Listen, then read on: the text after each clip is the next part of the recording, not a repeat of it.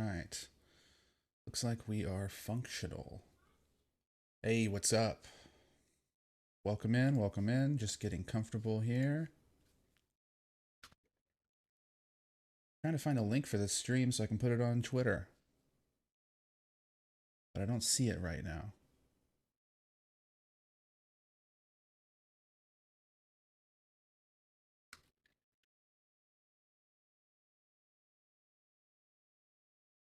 Hey, what's up, everyone? I see you in the chat there. Just getting a little comfy here, making sure my tech works.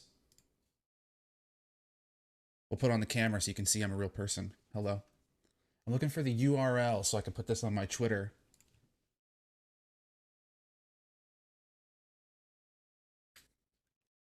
And then we'll get started here. Here we go.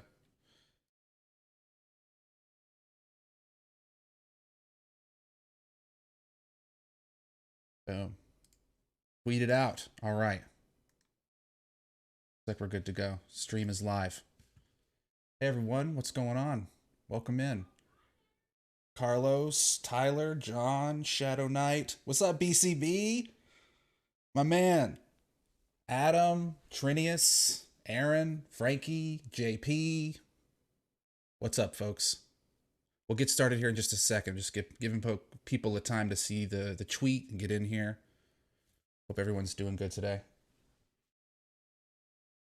Can you hear me okay? Is my audio all right?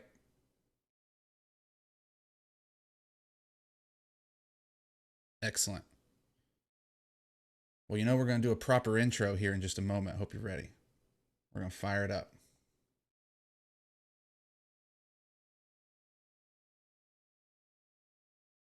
Excellent.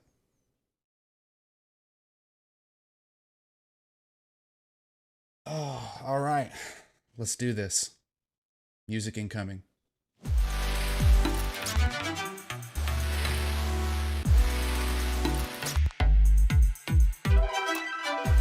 Hello, hello. Welcome back, friends, to Alpha Beta Soup, where we unpack Bitcoin using on-chain analysis. I'm TXMC, and we are now live. Welcome to the first live stream for Alpha Beta Soup. I'm TXMC. I am a real person. What's up, everybody? Wow, there's a bunch of you in chat. I recognize a lot of these names. Coob, I see you out there. What's up, homie? Carlos, CryptoKitty, Gear, Martin, Frank, Akin, Jared, Tony, Jason. What's up, everyone?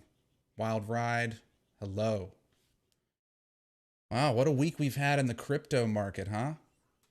I figure what we could do today is, first of all, thanks for everyone for coming here. This is something I've been looking forward to doing for a while, and I'll admit I asked my friend BC Backer to give me some tips on how to give a good quality live stream because he's done such a great job at it. So props to him for giving me some good advice.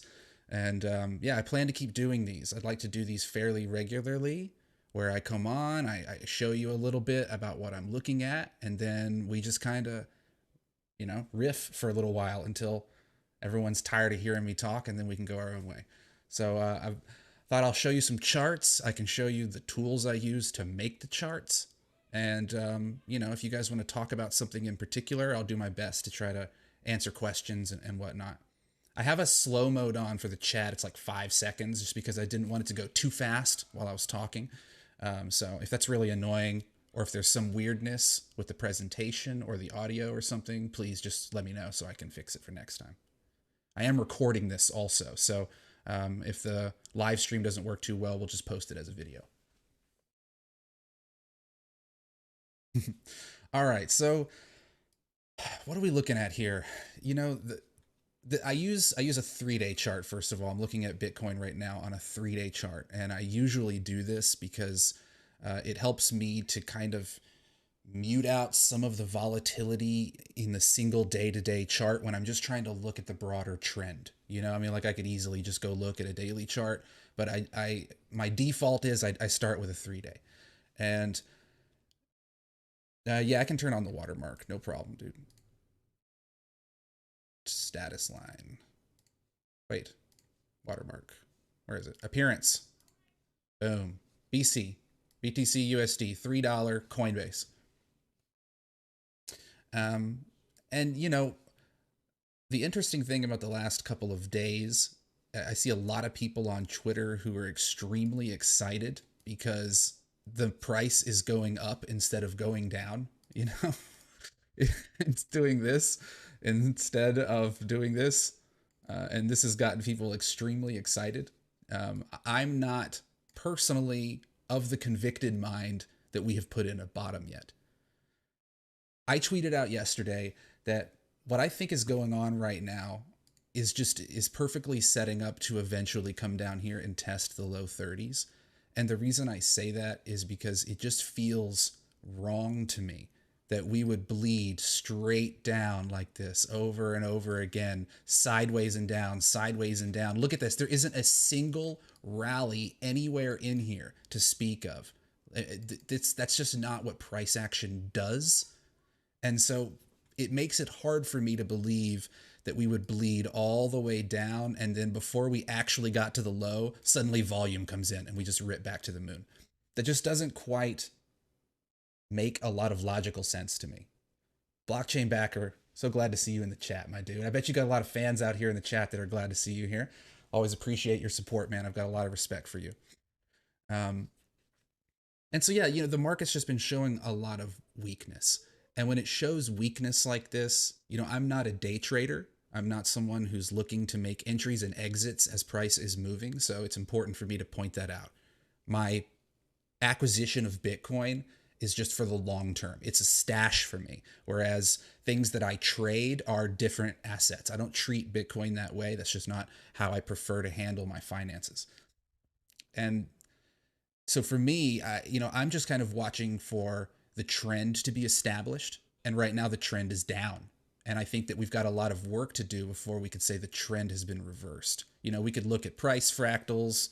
Bitcoin Backer's got a lot of good fractals that show we might be nearing a bottom. And I can show you some charts. I will show you some charts here in just a moment. Some on-chain charts that have kind of a bottomy vibe to them. You know, that are feeling like we've definitely weathered, feels like we've historically, I shouldn't say definitely, weathered the majority of the downside at this point, and that we're like firmly in the value zone. And so for people like myself who see Bitcoin as a long-term DCA wealth play, it's like a savings account for me. For people like myself, it's really about identifying value positions and then DCAing into them with more size than normal. That's how I do it. I'm not giving you financial advice. I'm not qualified to do that. I'm just a dude on the internet sitting in his house, but that's how I approach it. And so I've been adding down here in these low values. Basically, since we got below 40, I've acquired more Bitcoin down here than I did at any point during this range. And that's just me. That's how I've approached it. And I'm not really trying to catch the bottom. What I personally would not be surprised at all about is if we trickled down here to 30K and then had a nasty wick, because that's what Bitcoin likes to do. So that's kind of my current base case. And I think that if we actually rally all the way back up here towards this level and we haven't tested below the current wick at 32K, my gut feel is that we're going to start running out of steam up here. You know, we've got a lot of resistance right here at 53K. The short-term holder cost basis is up here. The 200-day and the 50-week are in this general area right here. I don't have them on my screen right now.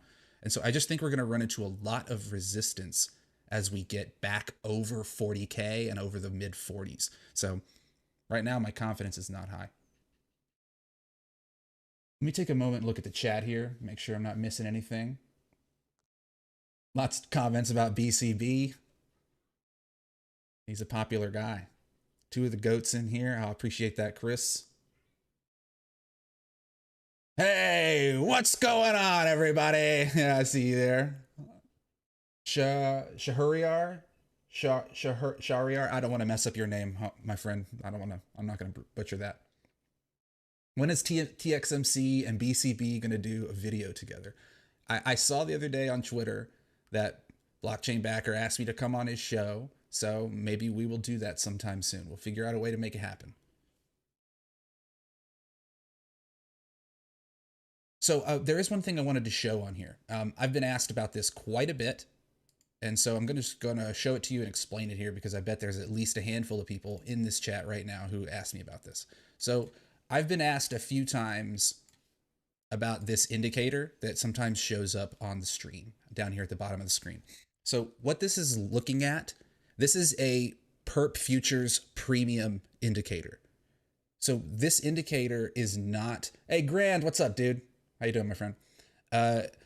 This indicator is basically showing you the difference in price between the perpetual futures contracts and the spot price, right? So it's not the funding rate. Now, the funding rate is calculated differently from each exchange based on their own algorithms, and it's based on their index that they use to measure their futures against. Each exchange does it differently. All this indicator is doing is subtracting the futures price from the spot price in TradingView. And so that provides the premium.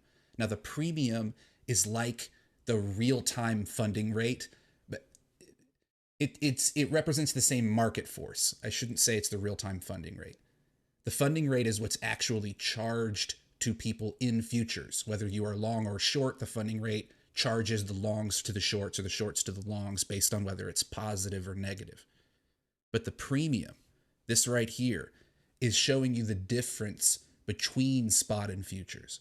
And so when you see a lot of red on this premium right here, let me see which ones I have enabled first. Oh, wow, I've got all of them enabled. Okay, as you can see, I've got a few exchanges on here. I've got FTX, BitMEX, Binance, Bybit. I took off Huobi and OKX because their data looked weird. And then I've got them all combined. And so when you see a lot of red, it's showing you that all of the futures indexes are trading below the current spot price, which I use Coinbase as my base spot price because Coinbase is the biggest North American exchange. So I just use them. It's a reliable, index to use. So this is basically showing that in aggregate, the premiums, the futures that I track, FTX, BitMEX, Binance, and Bybit, their indexes or their prices, the futures prices are currently well below the spot price. So that's showing that there's a clear bearishness in futures. There's a pressure pushing the futures price down.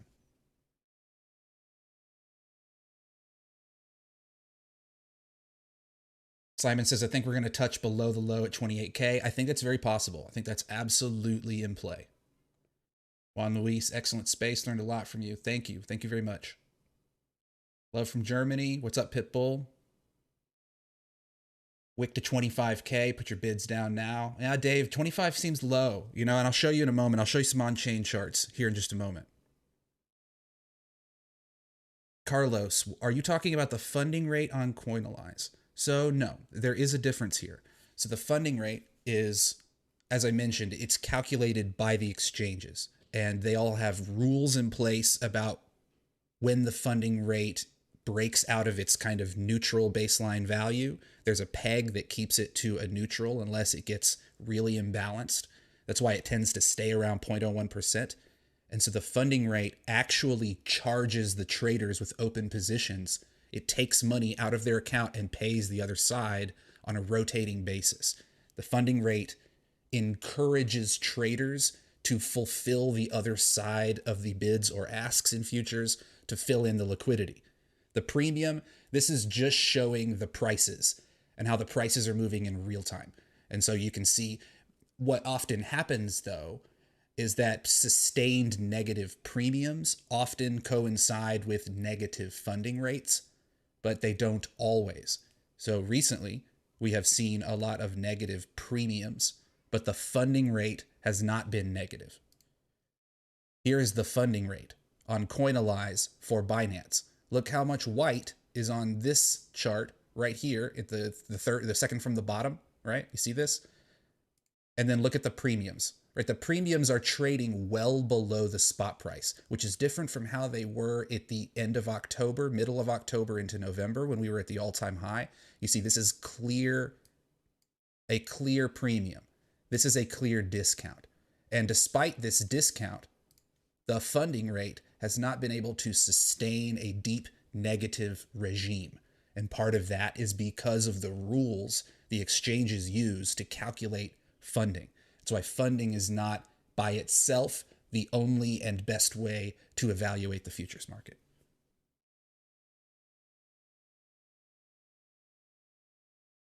Jason says possible short squeeze to 53K and test the high 20s.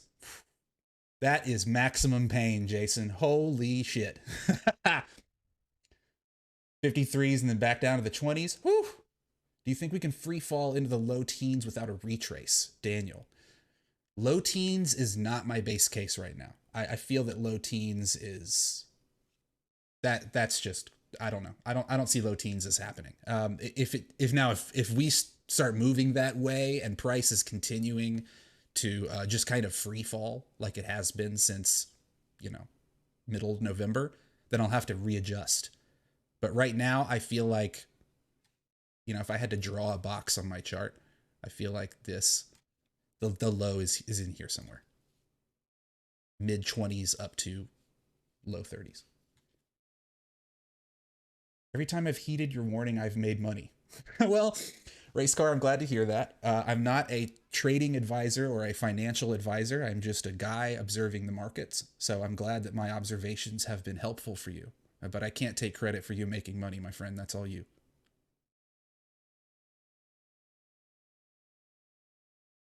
Putin made BTC national security. It does sound like Russia is going to push forward regulations around crypto mining. I think that they see an opportunity there. And Kazakhstan is right next door and they have a ton of crypto mining. They have a ton of hash rate. So it makes sense that Russia would get in on that business or at least be friendly to it. All right, so let me show you guys a few of the on-chain charts that I've been looking at. And if you have any questions about things we're talking about or looking through, feel free to interrupt me. So this is the first thing I want to look at. This is the minimum price multiple. So this was created by another analyst. He's on Twitter as JJC Moreno, really sharp guy. And there's nothing on chain about this. It's purely based on price, but I really like the cyclicality of the way it looks and the way it looks at the price. I don't understand what just happened. It looks like it broke. Looks like my chart broke. Okay, well, maybe we can find this out together. We can go do some experimentation together and find out why my price just broke. That's unfortunate. Minimum price multiple. Here, we're going to create a new one. I don't know why my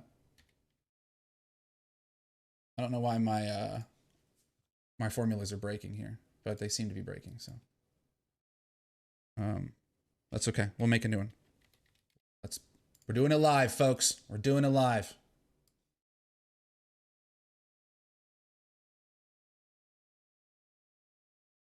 Logarithmic. That is not correct. Oh, it is correct. It's just showing only the last 2 years. Okay. Okay, I see what's going on here. Let me zoom this out. Here we go. Okay. Let's start this segment over here. So we're going to look at the minimum price multiple. Now, all this is showing is the ratio of the current price to the yearly minimum price. There is not a dark mode to here. I can't change all the colors in Tableau. Sorry. I could go through and I could make my theme of my charts look like my color scheme, but I don't think anyone wants to sit here and watch that. So we're going to go with white charts for now. All right. So the reason I like this, the reason I like looking at price this way is because I think that it's really friendly to the cyclicality of price action. And it also kind of helps to show where we are in the current market.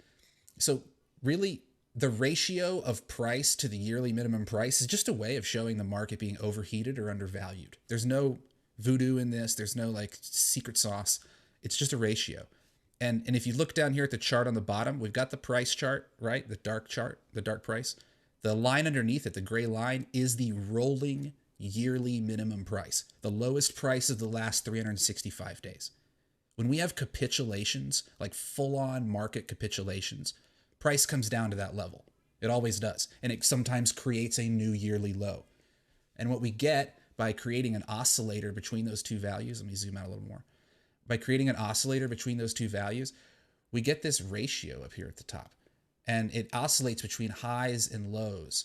And what I've gotten on here, I've got a couple of lines that are marking the high and low boundaries, and they're marking like the 90th percentile and the 10th percentile of this value in relation to itself. It's really just kind of showing you here's the top and here's the bottom. And by doing that, I then created a ribbon.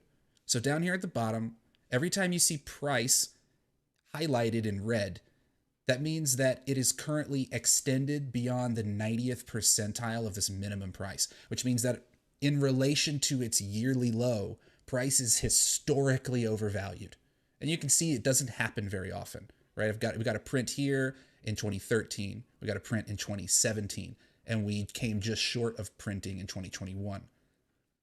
But the value that I see in looking at price in this particular way is really the other end. It's the undervalued portion of the market. And when I look at it this way, I mean, look where we are. Look where this value is. It's all the way down here below the 10th percentile, which means that it's historically undervalued.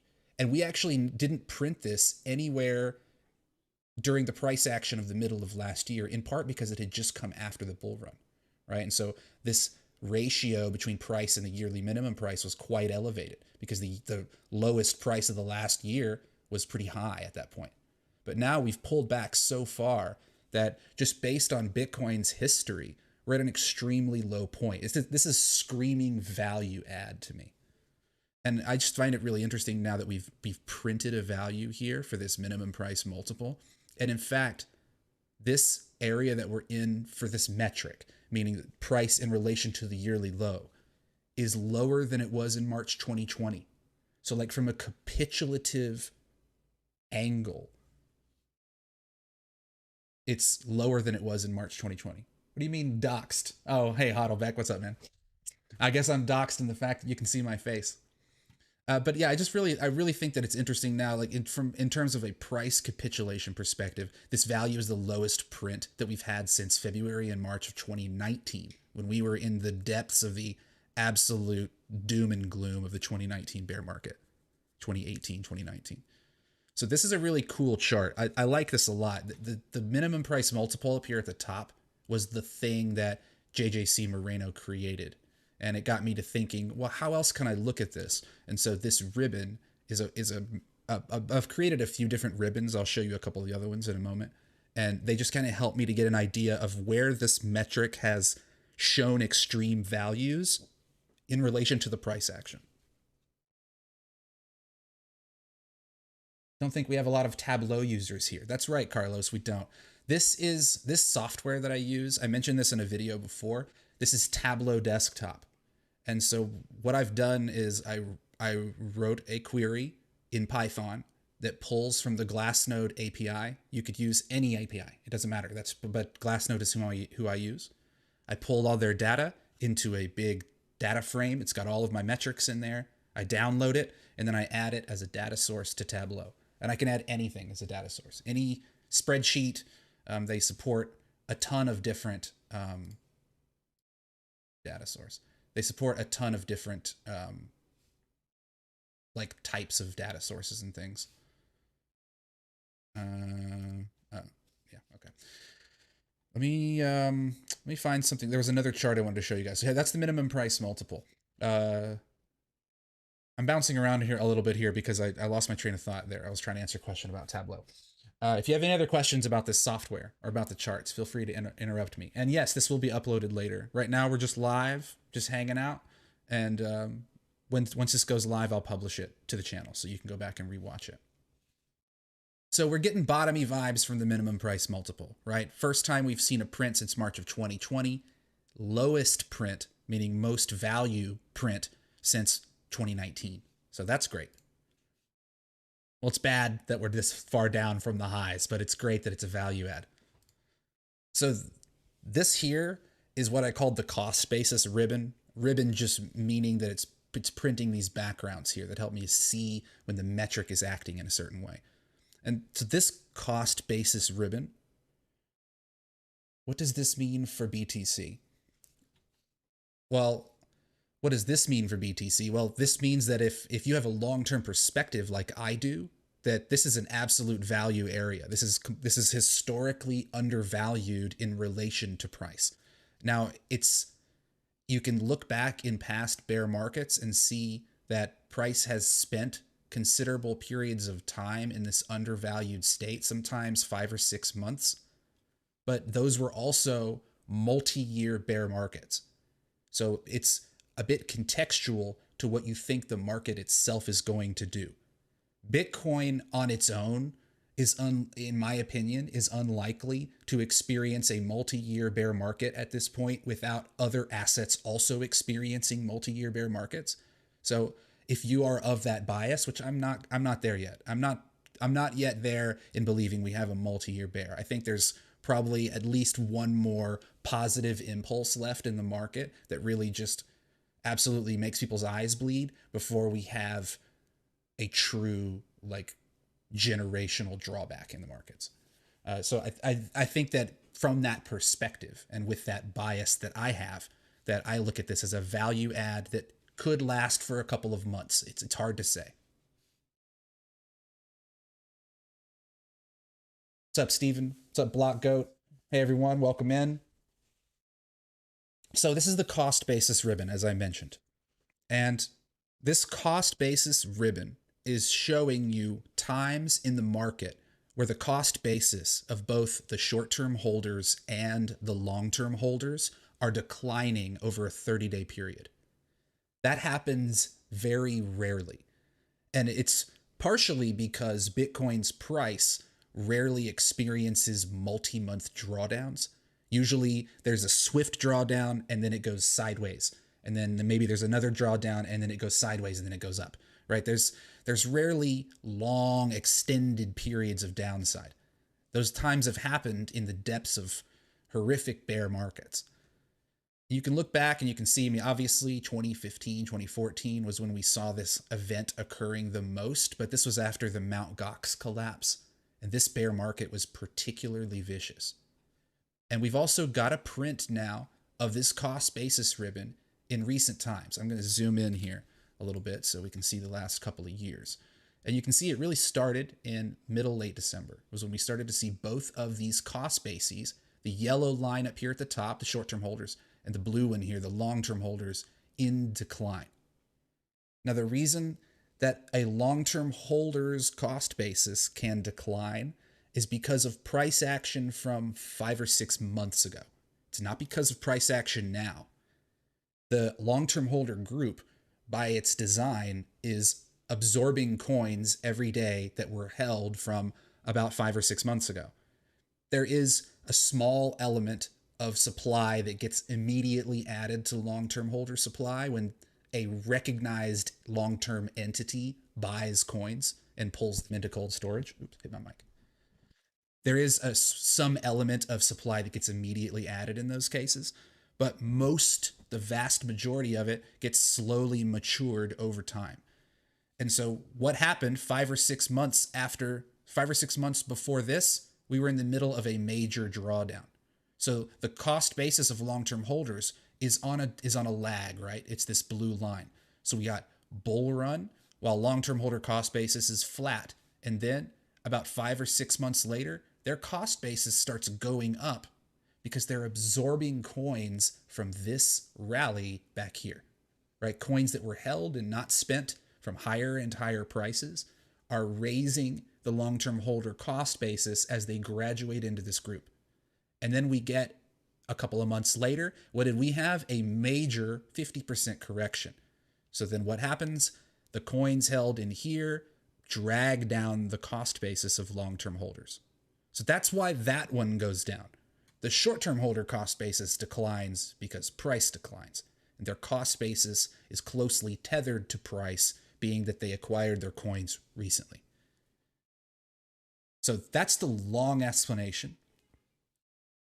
And I like to look at it this way because it helps me to contextually frame the rarity or not of the current climate in Bitcoin's history. And that's the framework I try to look at things in. How different is now from the past? And if it is different, in what ways?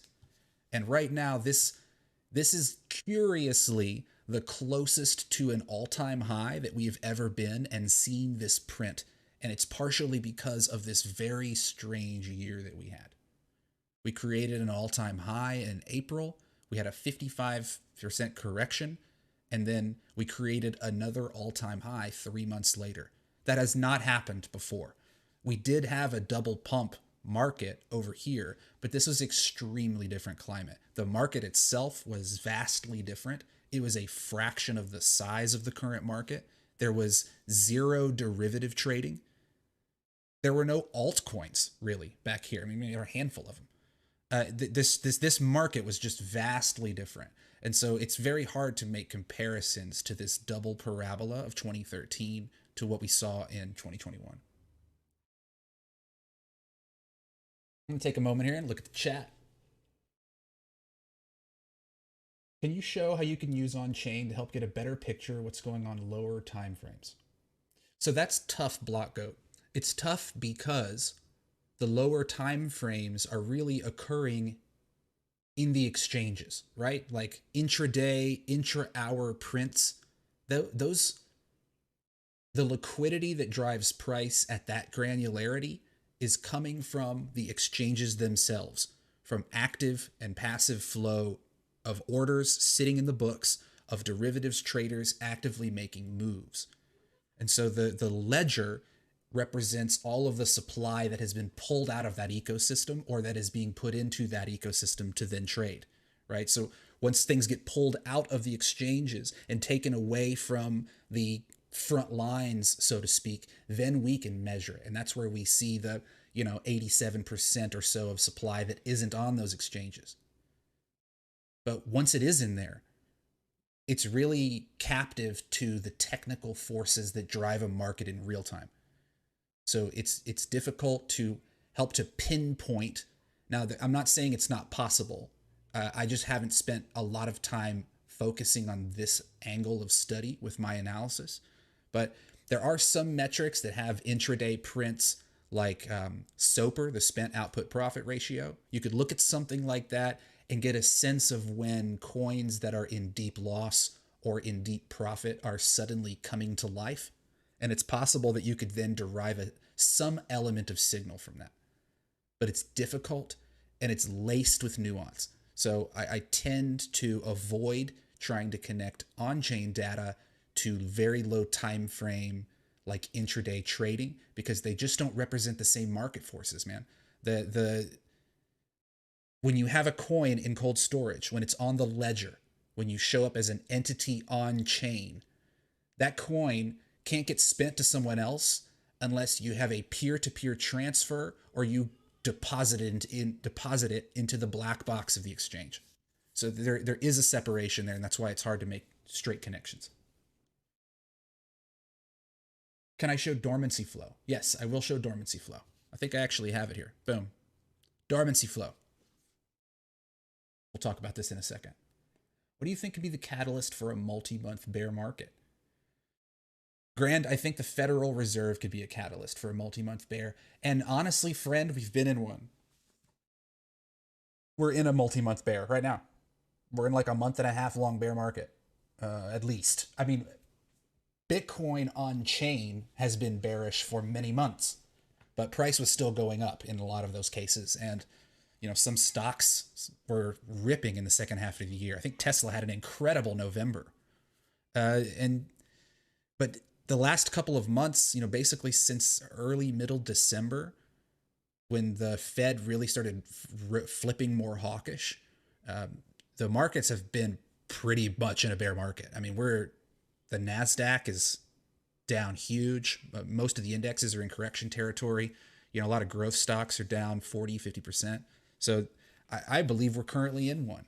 And I think that the bond market is currently telling the Fed that it does not think that they will be able to provide a smooth landing for this, that they're going in too aggressive, and the bond market tends not to lie. So I don't know. I feel like there is a policy error coming up. There's a bunch of people that are saying, well, everyone thinks the Fed's going to mess up, so maybe that's being priced in.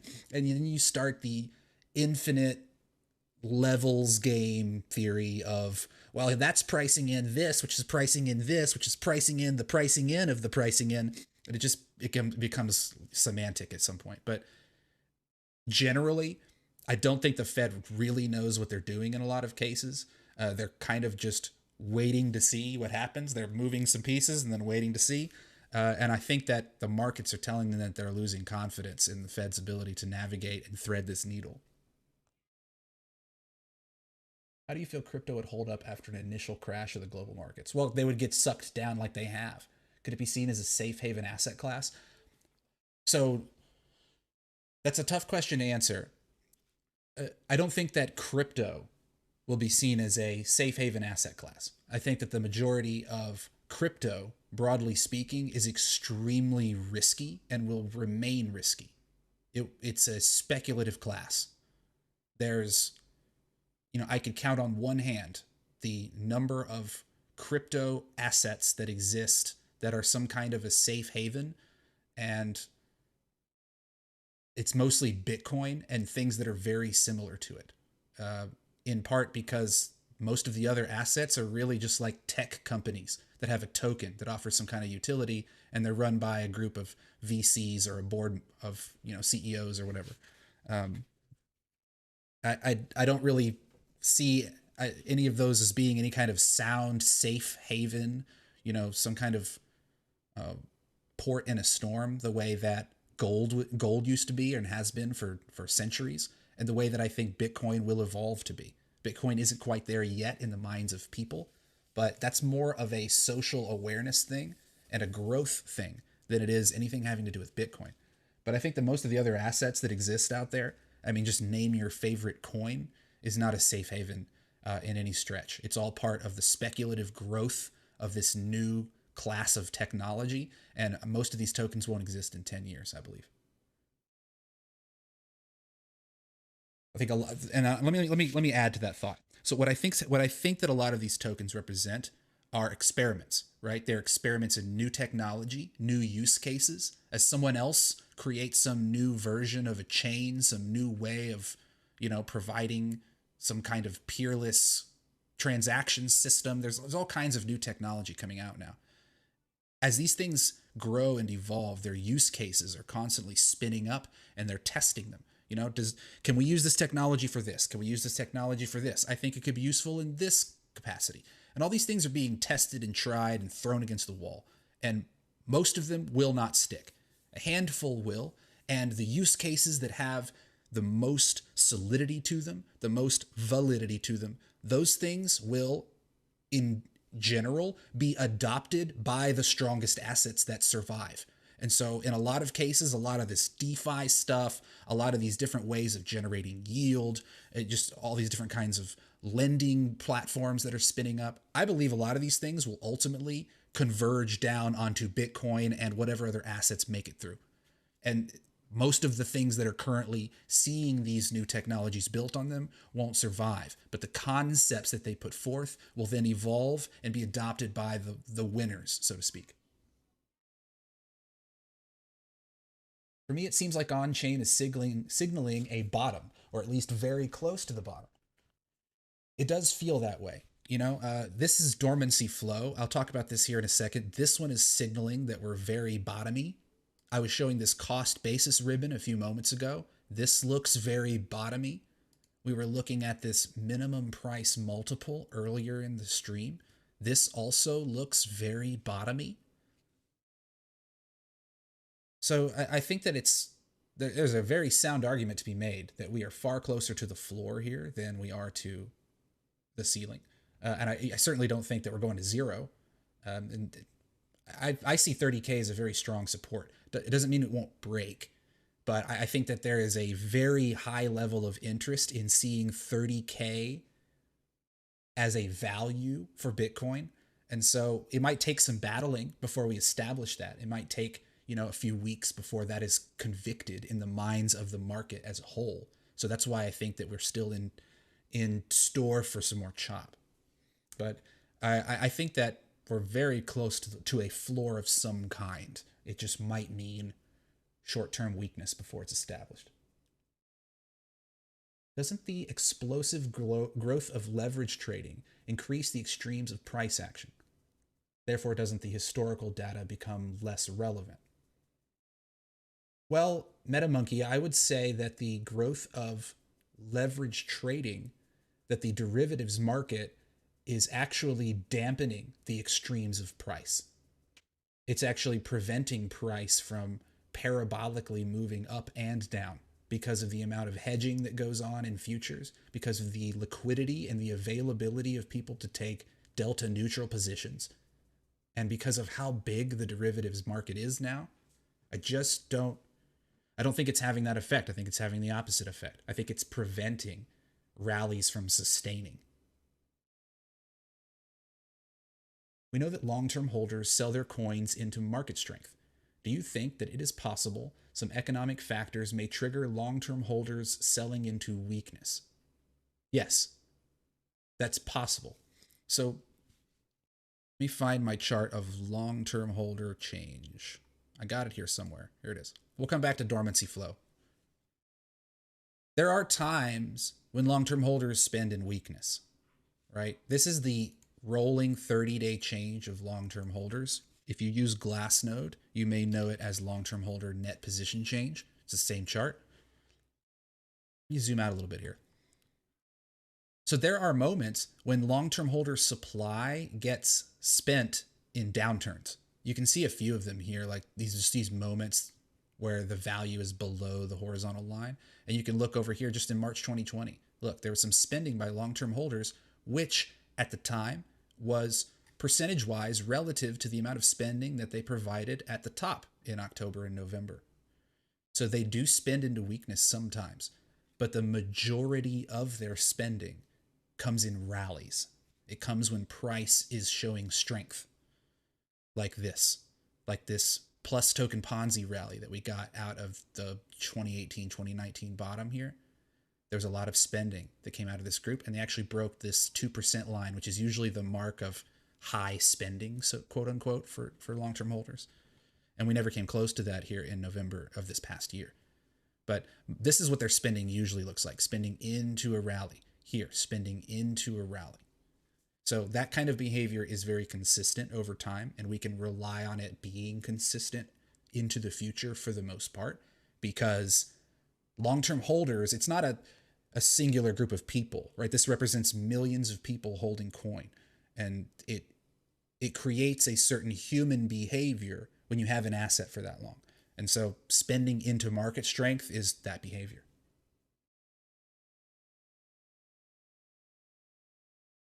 Is the stream going to be saved so we can replay it? Absolutely, over yonder. It sure is. Hussein, what's up, my dude? Okie dokie says BTC has literally no utility that takes a massive amount of energy to run. Ha ha ha ha. BTC has done no evolving. What are you talking about? Okay, well, that's pretty trolly, I'll be honest. I think the fact that you say it has no utility means that is a disingenuous comment.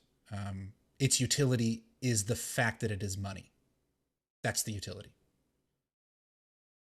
It takes a massive amount of energy to run the entire network. Yes. It takes energy to do everything. Energy is life. Do not be afraid of energy use. What we should be worried about is energy waste, not energy consumption. Energy consumption is not a bugaboo. Energy consumption is what leads to human innovation. All human innovation is powered by energy. Energy waste is the problem.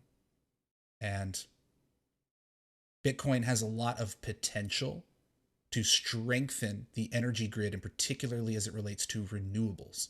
There is a ton of research on this. So take a look at it. Is your prediction at the beginning of the year still valid? Do you still believe altcoins and growth stocks will skyrocket this year? So Peter, my thesis, I mean, we're still in January, so I haven't given up on my thesis. But yeah, so what I think is going to happen, generally speaking, and again, I'm just a guy, I'm not a macroeconomist, I'm just a person with opinions. I think what we're seeing right now is completely expected. The Fed is creating a lot of uncertainty. I think that we're still in for a little more downside. I don't think the rally has really begun yet.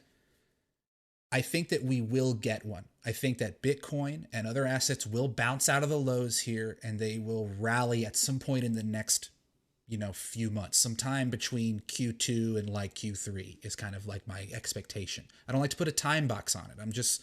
It's a gut feel of where I think the year is going to play out and how long I think things take to happen. So I think that we spend some time down here like we have been, and then we get a relief rally.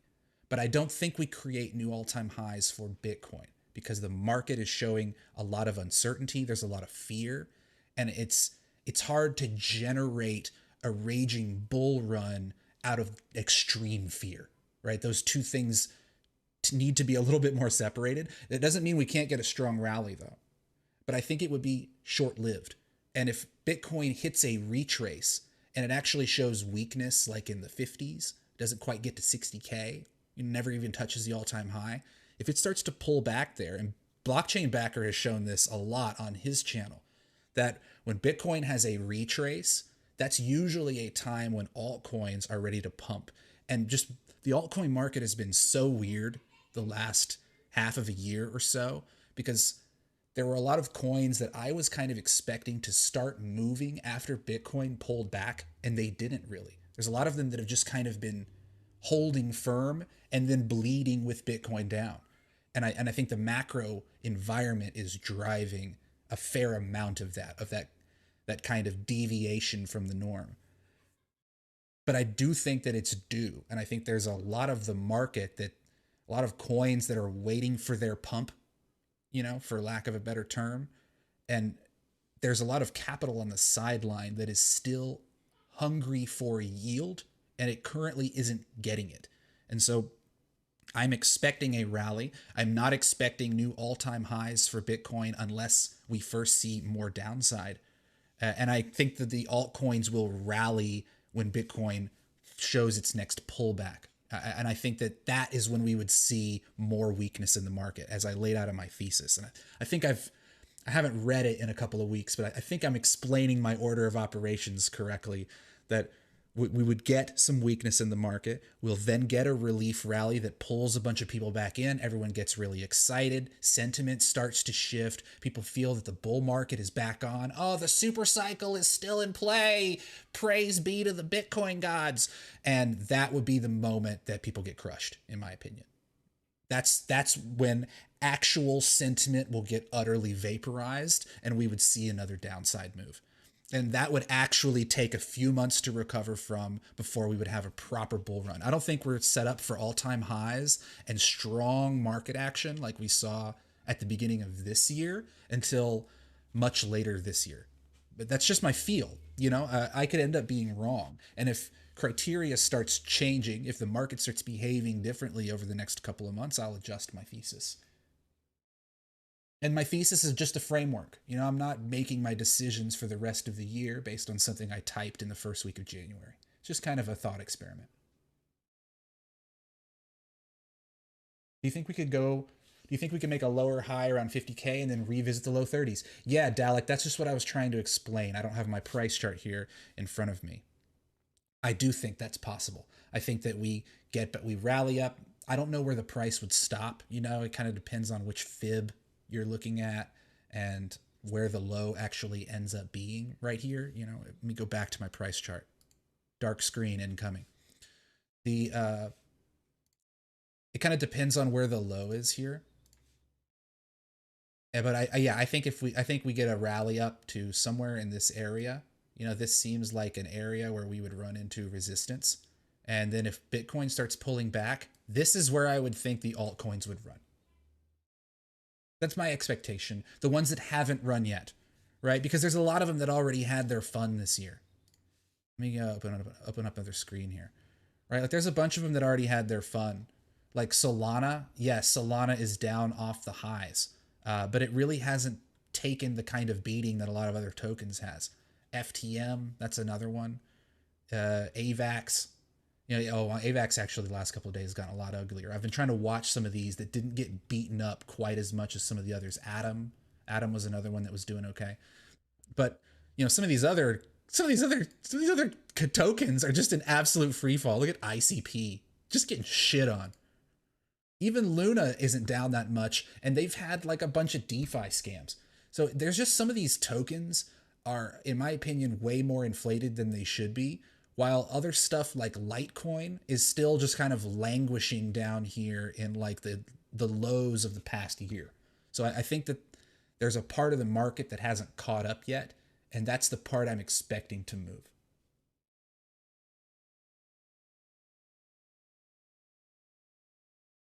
How long does one need to hold a coin to be considered a long-term holder? Great question. So long-term holders are people who've held their coins for about 5 to 6 months. And you know what? I'll pull up insights.glassnode.com. There is a research paper that I wrote following the smart money. It's not in here, is it? Yes, here it is. Boom. Okay. Finding my research. So Glassnode did some research years ago on the probability of a coin being spent depending on how old it is. And what they found was that around 155 days, the likelihood of it being spent kind of flatlines out to a value of being extremely unlikely. This kind of smoothing function you see here, or sorry, this chart that you're seeing here, this visualization, is showing like the different studies of coin ages that they use in their visualization. This research is like over a year old, but at the time it was done with 11 years of ledger spending history to base it on. And what they found was about 155 days for all of these groups is around the point where their day-to-day likelihood of spending falls significantly to a point where it's pretty much at the lowest point it can get. It's like sub 1% on a given day. And so we consider that statistically very unlikely. The TLDR of all this research here is the longer you hold your coins, the easier it is to keep holding them. And so after about 155 days, which is about 5 months, then you're a long-term holder.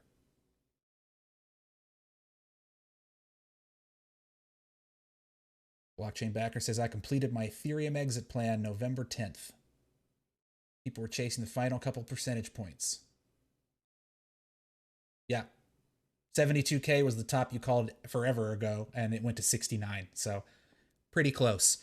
And that's the thing too. Like when you're not day trading tiny time frames and looking for like scapular, precision entries and exits, capturing the last couple of percentage points is irrelevant when you've captured a multi-year move. And that same kind of thought, that same framework is why I don't focus too much on the exact price on a day-to-day basis or where I think the exact bottom is on a day-to-day basis, because this all my plays are multi-year plays for the most part, and it's not about catching the bottom, it's about looking for the reversal, right? And once you've confirmed the reversal, missing a couple percentage points isn't a big deal. You want to buy things trending the way you're going. Yeah, no problem, BCB. I see you're responding to chat. All good. Feel free to chat with people in there. I don't mind. It's all good. We're all friends here. We're all helping each other learn. Brian Robbins asked, is your thesis based solely on supply with the on-chain dynamics, or are you also considering possible increases in demand? So that's a tough one, Brian. Demand is not easy to quantify. Demand is a nebulous, variable factor day to day, driven by external forces, macro forces, what's going on in people's heads, what they heard on the news, things like that. And so that's really outside the realm of what I can quantify on a month-to-month, quarter-to-quarter basis. I can try to anticipate increases in demand, and there are increases in demand generally over time.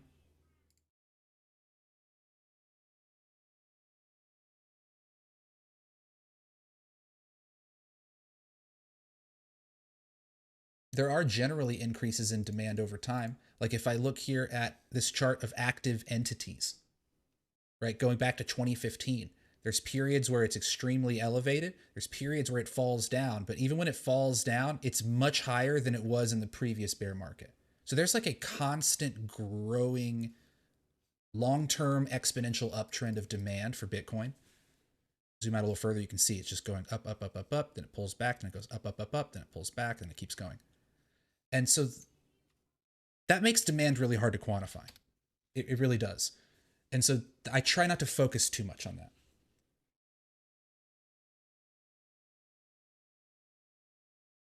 I should make BCB an honorary mod. I don't even know how to make people moderators. I'll be totally honest with you. Oh, look. There he is.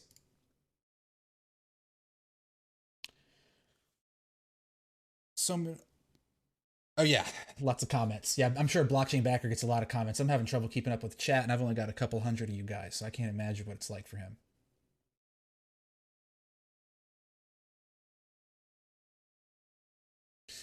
All right, so there's a couple other things I was gonna show you guys here, just some like different charts, and this was one of the ones that I made the other day that I thought was pretty interesting. So what I was looking at, what I've been trying to look at is active entities and how it seems to kind of coincide with the bullish periods in markets. And so I was making this chart here because I wanted to see active entities on a 30-day basis, which is in gray here in the background, and compare it to some moving averages. So like active entities on a 180-day basis, a 365-day basis, or 730-day basis, which is 2 years. And this print up here is showing when the average, the 30-day average of people active on chain each day is higher than whatever this moving average is I'm clicking on. And so if I look at the monthly average compared to the yearly average, you can really see how it falls off in these bear markets, how active entities really peaks in line with the tops of the markets, and then it just falls off, precipitously drops off as spending by everyone in profit sort of exhausts, and all that's left at the top are the newest buyers of coins at the highest prices. That's all who gets left here, and that's all that's remaining in this group as you see the plummet of active entities back down below the moving average into the bear market. You do get sometimes an increase in the amount of participation on chain in capitulations. Look, you can see that happened in the middle of 2018-19's, like the fall in November of 2018. We got a spike of active entities, a rise that took place over a couple of months. And it wasn't really until the day-to-day value of active participants on chain stayed back at its elevated point that we really started to see the bull market taking off in earnest, right? And you can see it rising, rising, rising. More and more people every day coming to the network, transacting in Bitcoin. And look where it really starts to fall off. February of 2021. That's really interesting because the top of the market wasn't until April. But it was February when we saw activity on chain just collapsing. And I wasn't looking at on-chain at this point in time. If I had been, that would have given me pause. It would have been a red flag to me. I don't know. I can't speak for other analysts a year ago and why they weren't noticing these things. I don't know. But this is a big red flag when you see activity on-chain just plummeting. And in fact, I've got my network activity dashboard here. And in fact, if you look up at the top, right, we've got active addresses, we've got active entities, and we've got number of transactions, right? Those are the three going across the top here. And all of them, well, active addresses really peaked in January and it kind of went sideways, but it stopped growing, right? It stopped growing. It started showing kind of weakness. There was a fall in April after we hit the Coinbase direct listing top, and then it spiked once more in the sell-off, active addresses. But active entities, which is the value that I'm using for my little oscillator over here, active entities peaked in early January. Peaked hard in early January, and look at that, just fell off a cliff all the way down to the June lows. Same thing with transactions on chain. So the activity, the fervor each day, the amount of economic settlement occurring on the base layer for Bitcoin The volume of it grew steadily and steadily until the beginning of the year. We finally broke 40K. The previous all-time high of 19.5 was more than doubled. Everyone's in crazy profit, tons of spending here, and then everyone leaves the building. And all that's left at the top were the euphoric mouth-breathing retail that came in early February when Tesla had that SEC filing that showed we had Bitcoin, that they had Bitcoin on their balance sheet. That came in like right here after the peak, after all the activity. It was right here, like February 8th, February 10th. And so that might have helped contribute to some of the sustained kind of address activity that we saw and why the market was still able to show a couple of little rallies. We rallied to 60, we pulled back to 50, we rallied to 64. So there was still some retail in there, but you can tell that the majority of the participants, the majority of holders, the majority of the activity was already over with.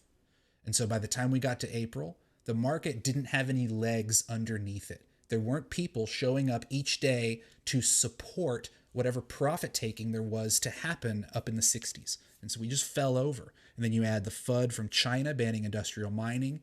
You add the tweet on May 12th from Elon saying, oh, sorry, we're not going to take Bitcoin anymore for payment for Tesla vehicles because we're worried about the environment. Even though he jet sets all around the world, he's worried about the environment. All that stuff happened like here in the middle of May, and the market just rolled over.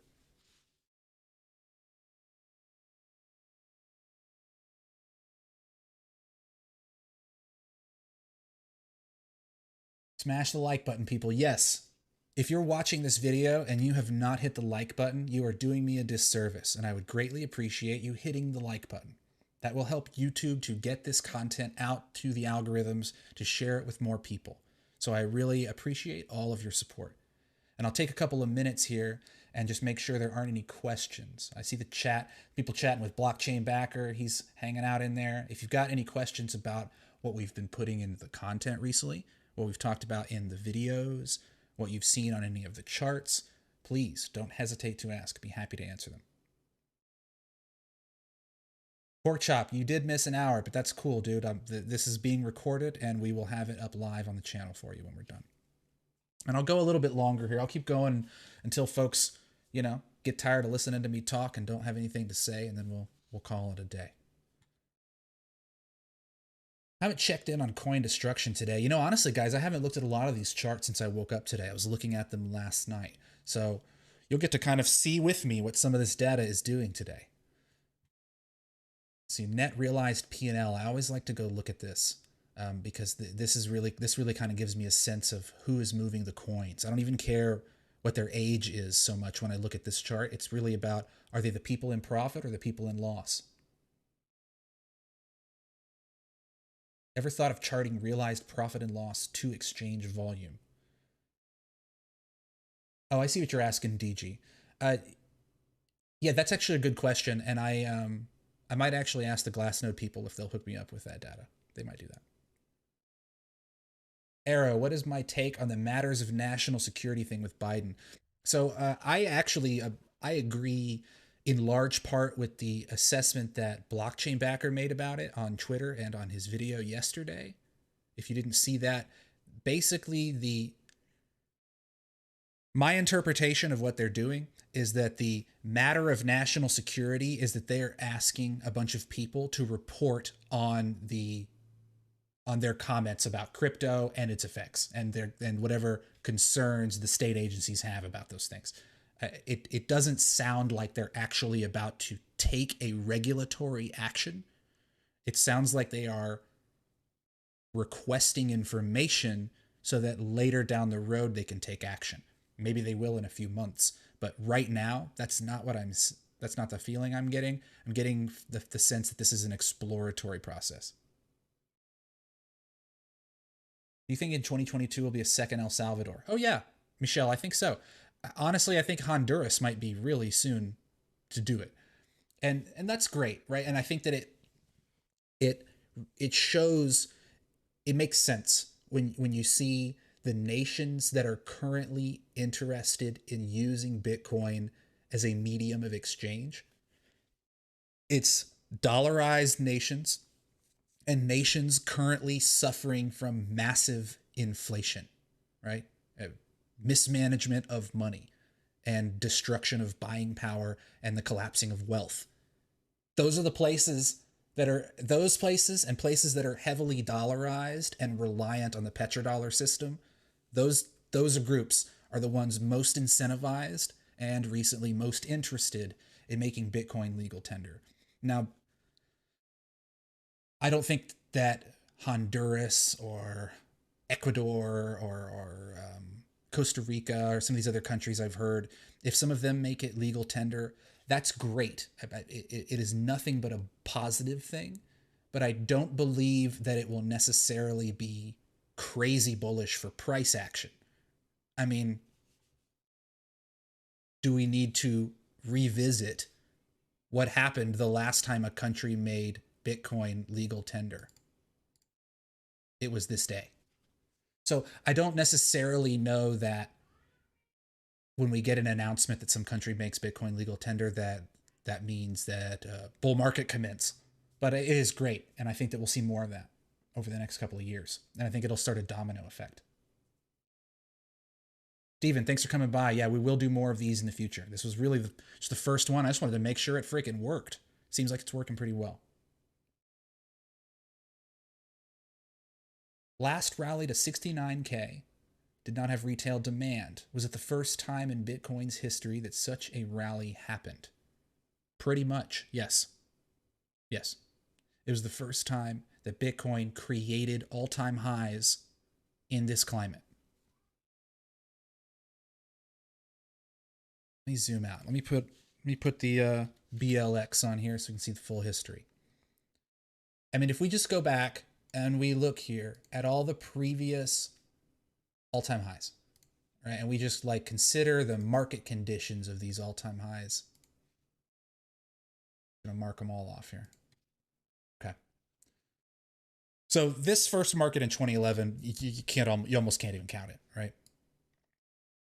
But every other time that we've broken an all-time high, it's been in the violence of a bull market, like a vastly powerful bull market. Even when we had some chop in 2017, even though there was a bit of indecision here, like at the actual break, let me zoom in,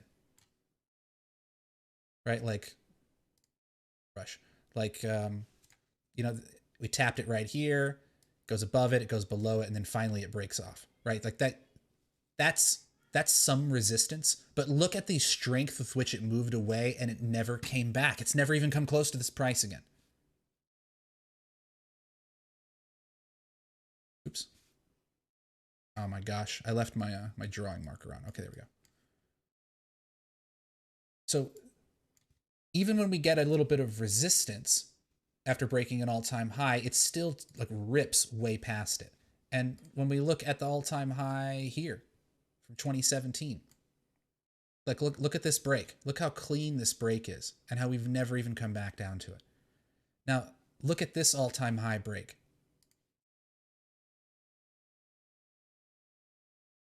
Something is very wrong with this picture.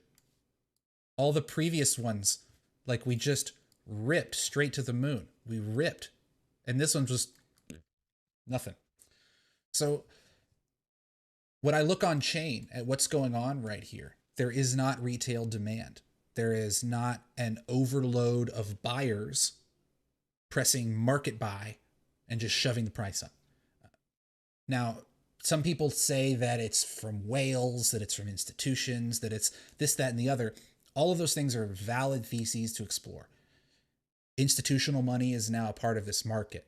Whales can move the market when they want to. That's true for every asset. There's a lot of things going on here, but the actual amount of network activity, actual amount of network activity that was occurring basically from this point on was bear market conditions. Yet we were able to rally out of the summer lows and then get all the way back to the all-time high. But the reason that we ran out of steam is because there was no retail demand. If you hear some noise in the background, I've got an 8-year-old child who is playing Fortnite in their bedroom because I asked them to be quiet while Dad was live streaming. And sometimes when you're wrecking people in Fortnite, you just exclaim loudly. So that might come through the mic.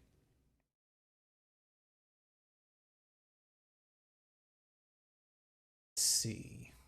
What do you think of the lengthening cycles model and the idea of cycles altogether? That is a great question, Timothy. So, as far as cycles go, I'm not really a subscriber in them. I do acknowledge and can't deny the validity of price action to repeat similar moments in history. I had to yell at my kid. He was being very loud. Um, yes, I'm more of a believer in price action fractals playing out rather than assets having symmetric cycles. I think that the halving, because of the nature of Bitcoin's issuance, because its unique rules, I think that the first few years were like basically to this point, like these first few years of Bitcoin here, it's almost hard to compare the current market to them. They're so different. Now, price action fractals can often be taken from really any point in time and lined up, and you can see symmetry playing out there. You can see a relationship playing out because price action is the outcome of human behaviors, and those things tend to be relatively constant throughout history, right? We tend to behave in very reliable ways. But a given asset there's a lot going into what makes an asset perform in a certain way. And I think when we look back here, like this market, basically before like this point, I'm just drawing a line in 2015 somewhere, this is a completely different market. This was almost entirely retail amateur investors, people getting rich for the first time in their life, people making fuck you money who have never seen more than $1,000. Like that's, excuse my language, that's what this market was. And really it was when BitMEX introduced the perpetual swap and when CME started offering futures, which if I recall correctly was about 2016, 2017, somewhere in this time frame in here. And then after 2017, we started seeing even more growth of it. But there were some derivatives back here, and there was also the altcoin craze that was really driving a lot of this market when BTC was the pair for virtually all these altcoins because stable coins were not as ubiquitous, right? So Bitcoin was the trading pair for a large percentage of the altcoin market. That's not true anymore. We also have a massive derivatives market. That used to not be true. And so I just think that it's unrealistic to expect that Bitcoin is going to have these beautiful, massive parabolas and then 70% drawdown multi-year bear. That's just not going to happen anymore. And in a lot of ways, I don't think that the halvings will have much effect going forward. The halvings are cutting issuance in half for future issued coins for which 90% of the supply is already in existence. Right? When we had a halving in 2012, which cut the issuance from 50 coins to 25 coins per block, half the supply still hadn't been mined yet. So the market is very different. And I don't like to subscribe to the idea of cycles, super cycle, mega cycle, whatever. If that framework helps people to understand the market, I'm all for it. But there is dogma in believing in a cycle, and it can cloud assessments of actual data. So I just tend to avoid those.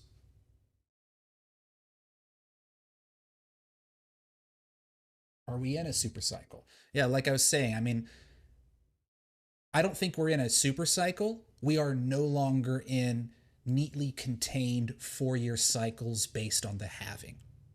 That's the way I will answer that question. We're not in some new kind of cycle. We're just not in whatever Bitcoin used to be. And honestly, there's a lot of talk about cycle theory out there. How many of them has Bitcoin had? Like 2 or 3? The sample size is just so small that it's hard for me to assign any real concrete validity to it projecting into the future. Do I have any thoughts on Axie Infinity? No, I do not. I don't know anything about Axie Infinity other than their stock is their ticker has gone crazy in the last year. That's all I know about Axie Infinity.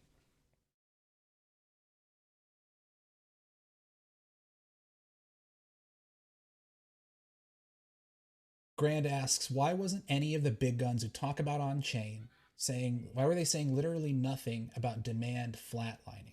Everyone said on-chain looks strong. That's a really fair question, Grand. And, I'll admit that I'm not, I'm certainly someone who's been learning along the way.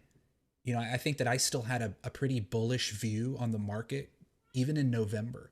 I still suspected that the market was in a pullback and that we would quickly just continue on because of some of the data I was looking at. Now, I did see the reduced network activity, but because we had just created all-time highs despite that activity, part of me was thinking we did all of this without activity being there, or without demand being there. Part of me thought, well, I was wrong that we created all-time highs without on-chain demand. Maybe we can just do it again. But I think that it became obvious that spot buying volume just wasn't there. I mean, when you never see a rally and then the macro picture suddenly turns extremely bearish and you see the NASDAQ pulling back really heavily, I mean, I just think it became obvious. And so I was forced to change my tune pretty quickly. I kind of had there was a day I remember I was just looking at the chart going, wow, this is not the market I thought it was a month ago. And just to answer on-chain, I want to be fair to people who do this for a living, not just me. I don't just say this because I'm one of them, but on-chain analytics and the data that we use for on-chain in its current form is in its infancy. It's a year or two old. Most of the people who you see on Twitter who are doing on-chain have been doing it for like a year or less. I'm one of those people.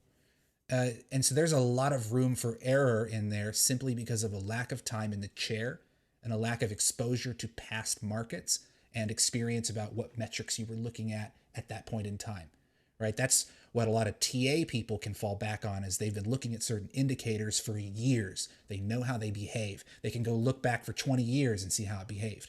But on-chain is very new, and it's being applied to an asset that is constantly evolving and changing. I mean, just the way that the ledger looks now is very different from the way it looked 2 years ago. The types of transactions, the way that people use it, where economic activity takes place, all that stuff is changing.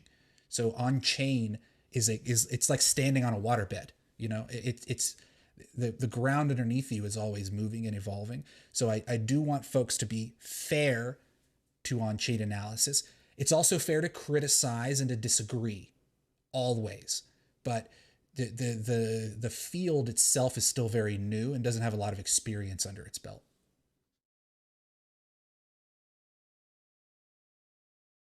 Do I think the U.S. government will let states adopt BTC as legal tender? I don't think that they can tell states not to do that. I think that it's probably likely that a state could accept Bitcoin as legal tender to allow it to be transacted within its borders. But there will probably be some restrictions around the types of transactions, the types of things you can use it on. So that might be like where the sticking points are.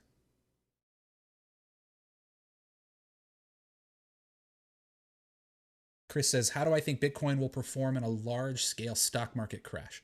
Badly. It'll crash. Crypto is the filet mignon of risk, and Bitcoin is the cherry on top of that pile of assets. So when you have a market crash, risk is abandoned in favor of security and stability.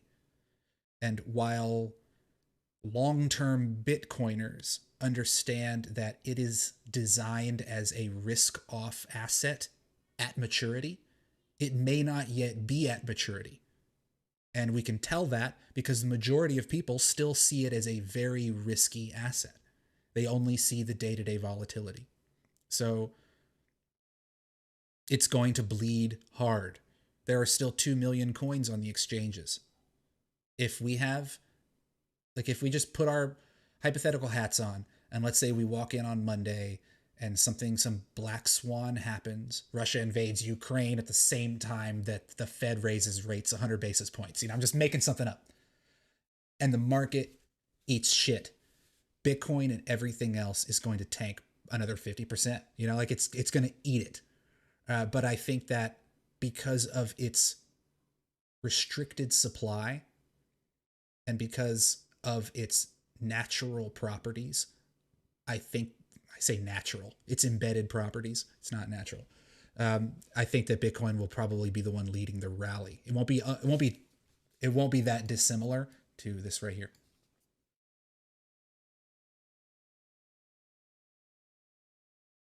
What are my thoughts on the FOMC? The talk is all noise for now, and the markets eventually turn back bull. I feel this is what is driving everything at the moment. I think so too, ST. Macro is driving everything, and Bitcoin as the premier risk asset is taking it right on the chin.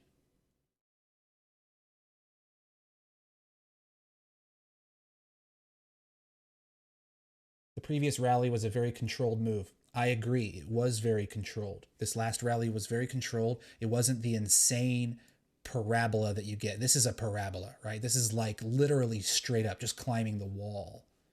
And this was very controlled. Leg up, move down, leg up, move down, a little pullback, leg up, sideways, leg up, sideways. This was much more controlled. It wasn't straight up. And this was really driven by people not spending and derivatives. Big institutional money. What percent of BTC's supply moved to whale wallets in 2021? And what does the July to November rally with low retail demand tell us about the nature of BTC's independence? What percent of BTC supply moved to whale wallets? So I don't have that number right off, and I could maybe try to pull that up, but I tend not to look too much at whales meta because I think that it... How do I answer this in a succinct way? I don't think that looking at whales gives the signal people want it to. First of all, I don't think that when you look at whale wallets that you're actually looking at an accurate representation of high net worth individuals who actively buy and sell Bitcoin. It's not what I think you're looking at. And so I don't even like to comment on other people's whale charts. I see people that I know post them on Twitter, other analysts and stuff, and I just kind of ignore them most of the time because I don't feel that they provide signal. I believe that if whales are going to take a move, which they can at all times, people are really worried about whales with Bitcoin. Be worried about whales in all assets because they just exist everywhere. And if they're going to make a move, it will manifest itself across a host of metrics. So rather than try to fish in the dark and try to figure out the whales from all of the holders on the ledger and try to follow their movements, I like to look at a host of metrics and get an overall picture of what I think's going on. So I know I'm not really answering your question maybe exactly as you'd like, Meta. You're wanting to know a number, but I'm not going to be able to give you one, unfortunately. I'm sorry. Whale wallets can be crypto exchanges, but you guys also need to consider how many different custodians now exist that didn't exist 18 months or 2 years ago, right? There's a lot going on now in the Bitcoin ecosystem. Besides just exchanges, there are liquidity providers, there are intermediaries, there are private custodians that just service certain types of clientele, and then they are interacting with exchanges. There are hedge funds, right? There are family offices. There are now sovereign nations. Some of them have their coins on exchanges that we track. Most of them don't. There are a lot of OTC desks that service big orders, and we don't have them all tracked. So that is why it's almost not even worth looking at it, because you're not getting a whole picture of the data, and there's too much nuance that I could just throw out to make us question any chart of whale supply. So I just don't even look at it.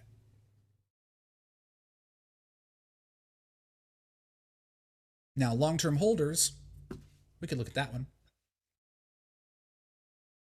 All right. Long-term holders. So the tough thing with long-term holders is that coins have left and then coins have returned, right? So let me see, where is my total supply? I have a circulating supply distribution. Here it is. So right now, long-term holders have 70.8% of the supply. Short-term holders have 15.9%. Exchanges have a little over 13%. The miners have about 10%. So you can see long-term holders, they have about 70% of the supply. And at the low point of the year, they were around 59%. So in the last couple of months, basically since they started accumulating in March, they absorbed all the way up to a high of about 72% of circulating supply. Which is that's a ton of Bitcoin. Y'all, they absorbed over 10% of all Bitcoin in like a 6-month period. That's incredible.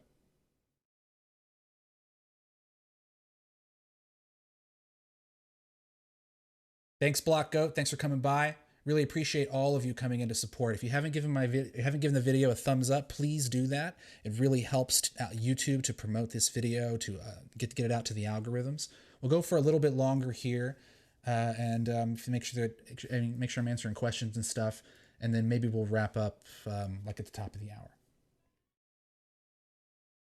Why does everyone love Ben Cohen when all he does is repeat bull market support band and lengthening cycles? I don't know, Jay. I don't like to talk about others. I'm not going to comment on that. I do watch some of his content though. He's a smart guy. Would I describe BTC as a highly concentrated asset? I'm glad you asked that, Juan Luis. I'd like to talk about that a little bit. See, Bitcoin biggest addresses. All right. So these are the biggest addresses, right? And there's a lot of charts that get shown that say that, X% of the supply is held by 1% of the addresses or whatever. And that's true. That's absolutely true. But an address is not a person. And I think that news stories that categorize Bitcoin's supply as being concentrated in the hands of a few people are disingenuous at worst and misinformed at best, because an address can represent thousands or possibly millions of people's holdings.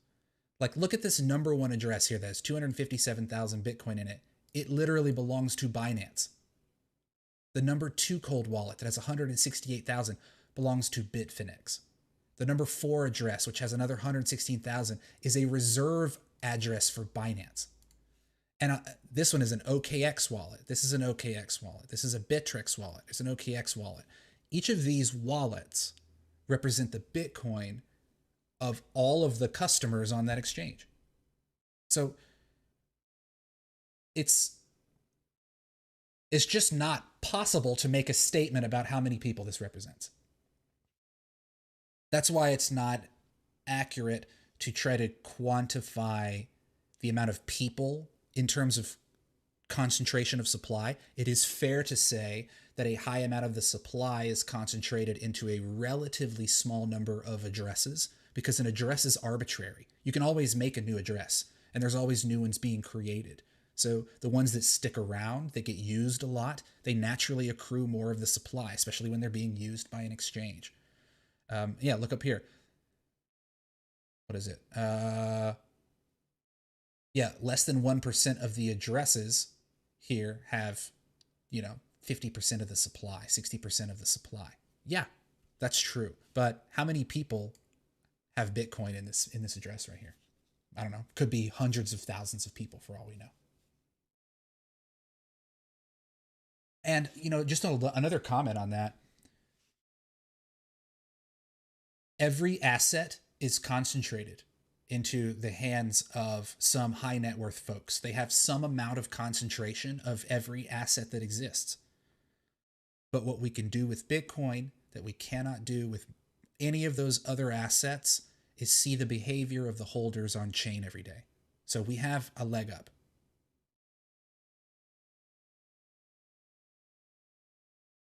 Hey, you guys arguing about math in the chat and whatever. If you guys would like to like DM about another analyst's content, that's totally fine, but I'd like to not scroll through that stuff when I'm looking for folks' comments about what we're talking about here. Should we hope for a relief rally or not? Well, you know, dark screen incoming. I think that we will probably get a relief rally. I mean, price doesn't go down forever. Price is going to find a bottom somewhere, I believe, in here. I didn't show you guys a couple of the support levels. I'll show you in a moment some things that I'm looking at underneath the current price. I'll show you in just a second. I have been expecting that price would come down here, test 30, do this, and then do one of these, maybe build back up, come up, reclaim, and then we move on. This is healthy, in my opinion, considering that we just went straight down. But if that's not in the cards for us, if Bitcoin thinks that this was the bottom and we're going to rally up, my gut feel right now, and again, I could be very wrong, is that it won't get much higher than right here. Because it didn't test the support. It didn't test the low. We bled straight down without a relief rally. And then what, volume just suddenly appears? From what? So just from a logical perspective, I'm not feeling like this is the bottom.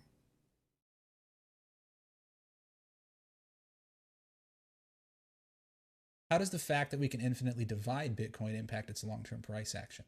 It doesn't, Jay, because it doesn't change the supply. Just like splitting $1 into coins doesn't create more money. It just creates a bunch of coins of the same amount of money.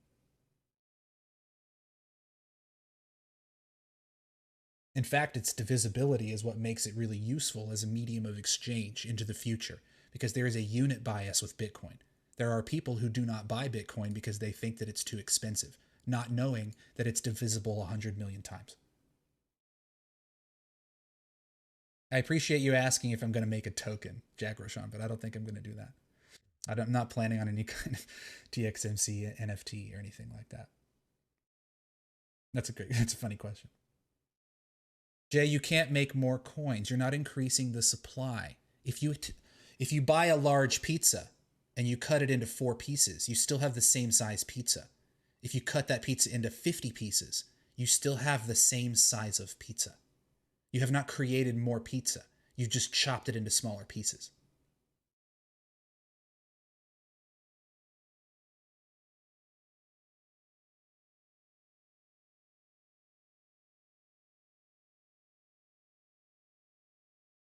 You're not making more.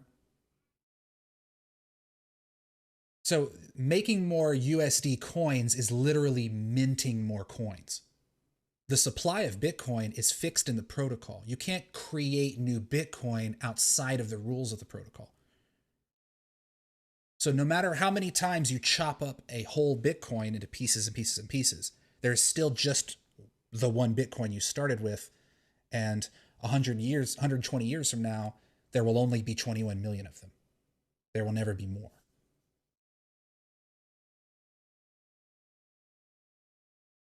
What federal government regulation would be detrimental for the Bitcoin market? Teresa, if they shut down on-ramps, if they started making it difficult for people to get on and off the exchanges, to get access to the asset in the first place, if they made it to where everyone had to VPN into Binance, that would be very hard for the market.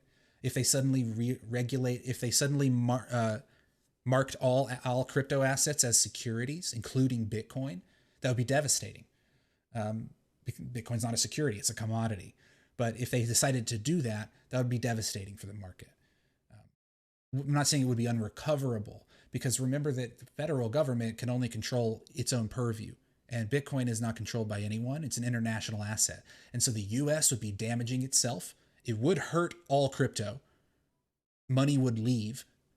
But other nations that don't give a shit what the federal government of the US says would just continue operating as normal. People would continue running nodes. Miners would move to jurisdictions that were more friendly to their business, and Bitcoin would continue on as normal.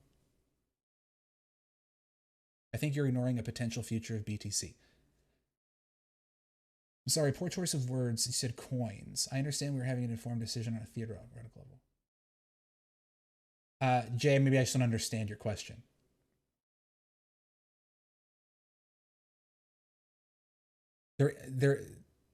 The divisibility of Bitcoin's units don't affect the price because the price is based on the unit itself.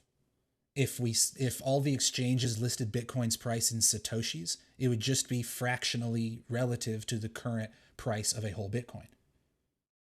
The unit doesn't matter. It's okay. If you have a question, if you genuinely would like to talk about this more, feel free to DM me on Twitter, dude. No problem. Just go send me a DM. We can chat about it. No issue with that.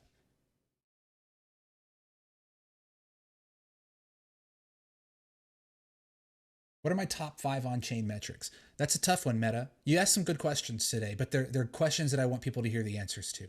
So I don't have a top 5 metrics that I look at like on a regular basis. I can tell you some that I think are cool, but I don't have a suite of go-to indicators each day when I sit down that I feel like I've got to look at to get a feeling for the market, because as I'm looking at this stuff every day and reading the news and talking to people, I kind of have a gut feel of what the market is doing and what I think is relevant to look at. Now I might go check on some other metrics that I haven't seen in a while, once, now and then, but I don't have like a go-to dashboard each day. But there are things that I think are really interesting. The derivative space is not an on-chain marker, but I do look at futures a lot because it's so big. It's grown so much. If I was to tell you like a metric that I look at pretty often, it's long-term holders, because there's a lot of investor behavior inside of that. It's showing you coin maturation. It's showing you older coin spending. It's showing you how much of the supply is being taken off the table long term. And so I get a sense of the broader confidence in the market when I look at that. It's a really simple metric, but it has a lot of inference baked into it. And there's different derivatives of long-term holder supply that can be useful. One of those charts, now I know that, I know that this is a tier 3 metric on Glassnode and not everyone has access to this. Maybe that'll change in the future. I don't know. But this metric here is something I look at a lot. Now I haven't shown it on a video because I tend to show this data in other ways, but this chart has so much packed into one place. I look at it all the time. It's awesome. It's the relative supply in profit and loss for long and short-term holders, all combined into one chart. And it's really badass. It would probably take an entire video to explain how to interpret this chart in full, but the long and short of it is the dark colors are supply in profit. The light colors are supply in loss. Blue are long-term holders.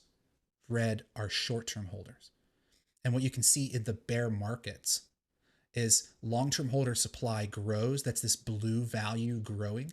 But because it's light blue here, you can see they're absorbing supply that are in loss, right? All these coins in 2014, 15, 16 were from up here. They're from these prices. That's the only way that they are in loss down here, is because all these coins were bought up here and they were held for years. And you see the supply of long-term holders grow in loss. And then as price begins growing from the depths of the lows in 2014, as price begins rising, the supply and profit of long-term holders begins to rise. You see the dark blue rising to meet the light blue at the top. And then what ultimately happens when we get to a point where price is about to break the previous all-time high is you see the dark colors converging, which shows you that all of the supply, both short and long-term coins, are all in profit at the same time. And that's when you get a convergence of these dark colors. Let me zoom in a little bit here. See that? You see where these colors converge? That's showing you supply and loss, both for short and long-term holders, converging into profitability, meeting its cost basis. And that creates, in a sense, a kind of a squeeze where literally everyone in the market is in profit. No one is holding a coin in loss, and demand is shoving price up. And so we can get these sustained rallies. And I just love this chart. There's so much investor behavior cooked into this one view. Did I hear Dave Portnoy bought $1 million worth of BTC? Yeah, and he'll probably sell it in a week, right, Prasanth?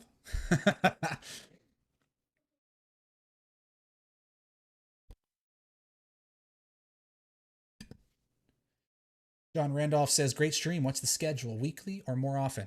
I think that, once every week or two is probably about as often as I can commit to right now, John. I don't want to overdo it with these because I really enjoy making packaged videos. I like producing a long form video. I like making a cool thumbnail and putting it out there and letting you guys digest it for a couple of days. I very much enjoy doing that. But I think that maybe we can do one of these every couple of weeks. Maybe we get into a rhythm. Maybe I start bringing a little more content to them so it's not quite as free form. It's really up to you guys, whatever it is that you'd like to see.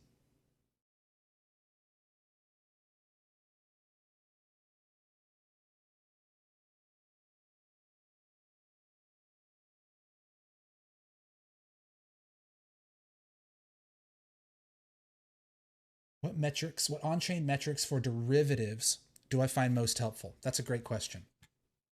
So we're going to look here at my Coinalyze dashboard. So you guys, if you're interested in looking at derivative stuff and you don't want to pay for a subscription somewhere, you can go to this website, Coinalyze, COINALYZE.net. Okay, they have a bunch of charts of different coins. It's mostly Bitcoin, but they've got some others. And they'll show you the derivatives market. So you can even look like on exchange to exchange. Right now, this is the Binance Perpetual Future.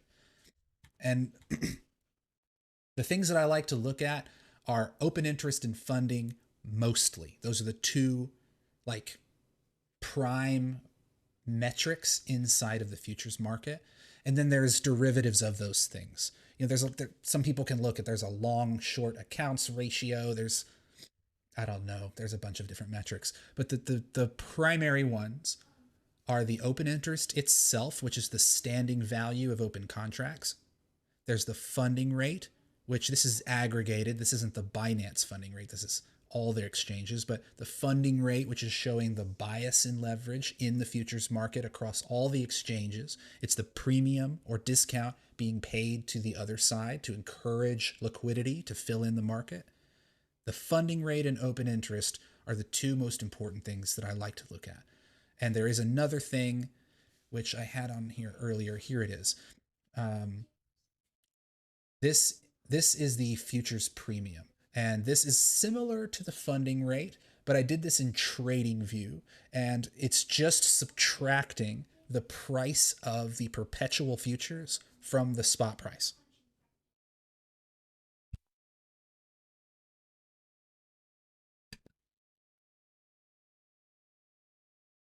And so this is showing a sustained negative regime. And this is showing you that the futures price is continually trading below the spot price, which only happens when there's a lot of selling going on in futures. Because the futures market is like the spot market. There's orders being filled in there, bids and asks. And there's a long for every short because the futures market doesn't have liquidity provided by the exchange. So you can't sell a future unless someone buys your future. And that's why they use the premiums and the funding rate in the perpetual side of the futures market to help govern the balance and encourage people to take the other side. And when you get the futures price being sold into, it starts trading below the index, below the spot price. And so that creates these sustained discount regimes. And so when I look at this and I see bearishness, because when I look back here at this point in the market, this is clearly bullishness where the futures price is trading above the index. And you can see that bullish traders in futures are helping to drive price. And this was occurring during the rally. But look right here. This is where it really starts to change. You start seeing a decline in these high values and more negative prints. And that occurred right here. That was really starting to show, hey, maybe there's some weakness here in this market. Maybe the futures market is turning a little bearish here at the top as opposed to turning uber bullish at the top, right? Which can create a similar outcome. You know, interpreting futures requires so much nuance, and I'm certainly not a professional at it. Every time I do that in my videos where I talk through what's going on, I'm learning as I'm talking. So you can see back here in April, we had extremely high positive funding, and we still ended up making a strong move down. You know, it's almost like it got too apish. But over here, in the recent months, you know, we're seeing a sustained discount where the futures market is just perpetually below the spot price, just nonstop selling of futures. And because we're seeing this, but the actual funding rate itself has not been, well, it's negative now, but it hasn't been negative for a lot of the last month or so. It's been kind of in this neutral territory. It looked like a lot of hedging to me. It looked like a lot of people selling futures, buying spot, kind of like a delta neutral trade. Sorry, I keep bouncing back and forth between the dark screen and the light screen. I know that's hard to keep up with.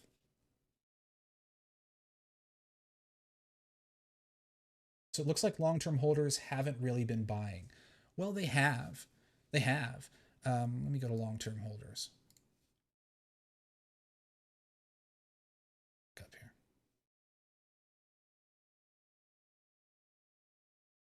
Yeah, so long-term holders have been buying. You can see that over here on long-term holder net position change. They've been accumulating coins. That's the terminology to use.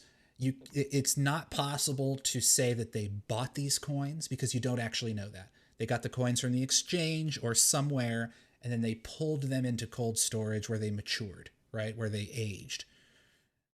We see coins aging.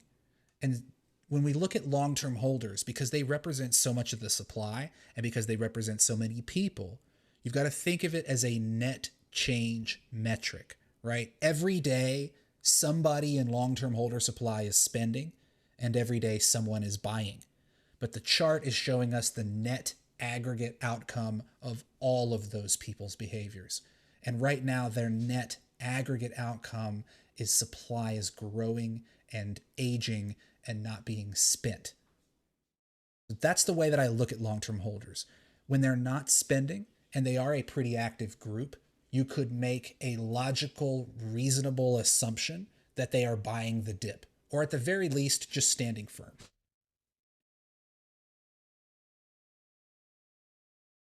So it looks like we're getting near the end of the stream here. Chat's slowing down a little bit. We've been going for a couple hours. If there's any questions that you have been trying to get me to answer and I haven't answered, now would be the time to let me know, because we'll wrap up here shortly. I really appreciate all of you coming by. I hope that the stream quality has been good. If there's any weirdness going on, please make sure you let me know, and I'll try to fix it for the, technically I'll try to fix it for next time. Patrick Davidson. What's up, my dude?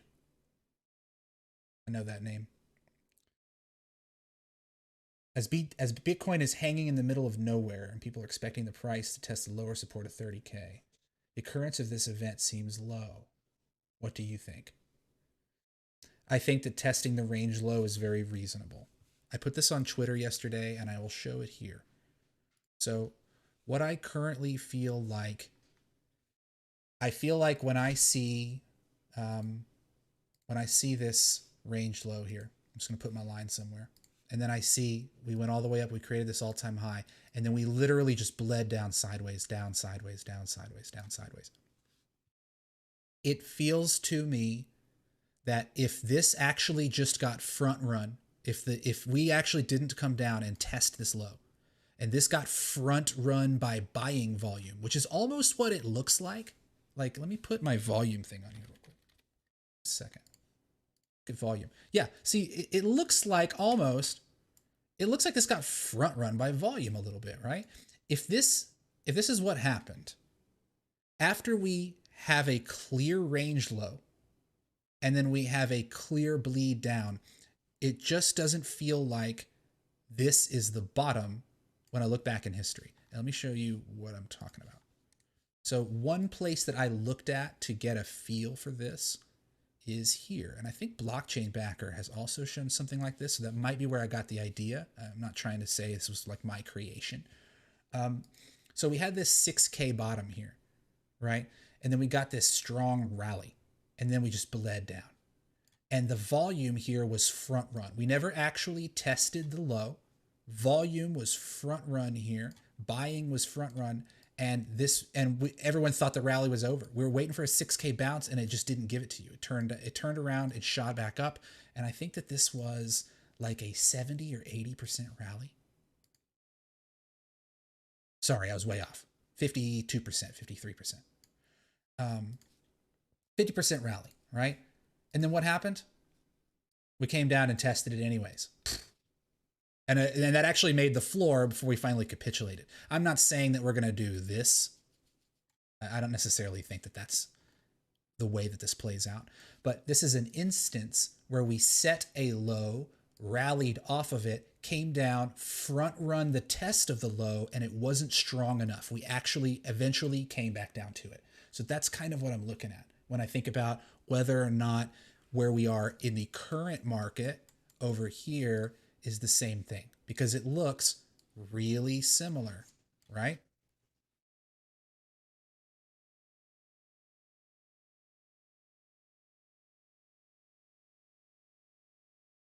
Omer says, hey, I've been following you for 6 months. I'm one of your first subscribers. You're doing great. Keep up the good work. Thank you so much. I really appreciate you. And I see a lot of these names in here that I've recognized since back in the beginning. Callie, I see you in there. Justin. Sorry if I've missed some of you guys. Tomas. A lot of you folks in your trade talk. Awesome. You guys have been great. Thanks for hanging out with me. We still got like 140 people in here. My question, is there a point in a long term you will be apart from my BTC investment? So no. Hey, Yellow, what's up, my dude? No, I will never part with my Bitcoin investment. So my Bitcoin investment will eventually become an asset that I collateralize to get lending, and that can be the way that I leverage it. It's like having a house and taking out a line of credit on your house. That's what Bitcoin is. So other people might be buying and trading it, trying to get rich or whatever their bias is. I'm not here to judge, but that's not what I'm doing with mine. My Bitcoin is inflows only. I'll trade other things that aren't sound money. All right, guys. Been going for about 2 hours here. I see Yellow's in the chat. I don't know if you just got here, Yellow. If you have a question, I'd be happy to answer it. If anyone else still has a question, put it in there, because I'm gonna shut this down probably. It's 12:02 on my clock. Figure about 12:05, 12:10. We're gonna shut this down. If you ever want to go fly fishing, I was a guide for a long time. Let me take you fishing. I've never been fly fishing. I actually haven't been fishing in several years. So I would love to go fishing. That'd be awesome. It's great to see some of my my Twitter homies in here. I see Grand, I see Yellow, I see some of the other folks. All right. Thank you for coming in to hang out with me. This has been a lot of fun. I would like to do more of these. Maybe we'll do another one in a couple of weeks. If you have questions that I didn't answer today, feel free to DM me on Twitter or post it in the comments to this video, and I'll check them out and try to fit them into the future videos or the next live stream or whatever. But my house is starting to get a little bustly, and I'll be getting more background noise. So I'm going to go ahead and shut the stream down here.